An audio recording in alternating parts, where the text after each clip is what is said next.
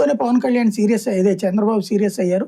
వెంటనే అప్పటికి విఆర్ లోకి పంపించిన సిఐని సస్పెండ్ చేశారు అని చెప్పారు కదా. పవన్ కళ్యాణ్ గారు కూడా తన పాత్ర పోషించినట్టేనా, అంతే కదా. అయితే వీళ్ళు కోరుకున్నట్టు చెయ్యడు ఆయన. ఎందుకంటే కాపులు నేనేం ఫోన్ చేసుకోలేదు, కులం చూడండి అని చెప్పాడు కదా ఆయన. కాబట్టి అక్కడ లేదు. జగన్ కూడా ఎప్పుడు ఇన్వాల్వ్ అయ్యాడు, పవన్ కళ్యాణ్ ఇన్వాల్వ్ అయ్యాక అయ్యాడు. పవన్ కళ్యాణ్ ఇది ఎప్పుడైతే వెళ్ళాడో వీళ్ళిద్దరూ కలిసి దాన్ని హషప్ చేస్తున్నారు అన్నాక వాళ్ళ తల్లికి మాత్రం అనుమానం వచ్చింది. వీళ్ళు ఇట్లా మాట్లాడుతున్నారంటే సిఐతో వదిలేస్తారని. అందుకోసం ఆ తల్లి పవన్ కళ్యాణ్ అప్రోచ్ అయింది. అప్పుడు ఈవిడ ఎప్పుడైతే జగన్ అప్రోచ్ అయిందో, జగన్ అప్రోచ్ అయిన మాట వాస్తవం అని తెలియగానే అర్జెంట్ గా మేనమామ పరిగెత్తుకొచ్చాడు. అప్పటిదాకా వాడిని వేసేయాలని చంపేయాలన్నాడు. ఆ న్యాయం కోసం పోరాడుతున్నానని బిగించేసి ఇప్పుడు నేను న్యాయం జరిగేసింది అన్నాడు.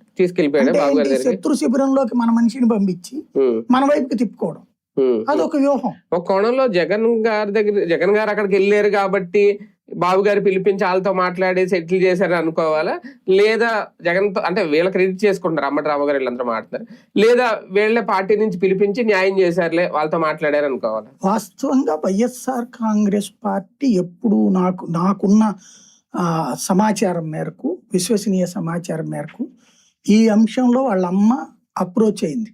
ఫస్ట్ కోర్టు దగ్గరికి వెళ్ళి అంతా అయిన తర్వాత ఇష్యూని ఎలా డీల్ చేయాలి, వీళ్ళ అమ్మ కూడా కాదు, వీళ్ళ మామయ్య ఎవరో అంబటి రాంబాబుకి బంధువు అవుతాడు.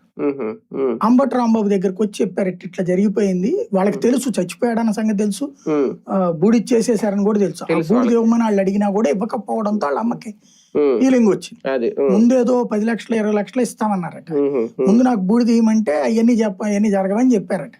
అది జనసేనకు సంబంధించిన అంశెట్టి వాసు మీద ఆరోపణ అదే కదా, అదే అడిగారు అన్నటువంటిది. ఆ తరువాత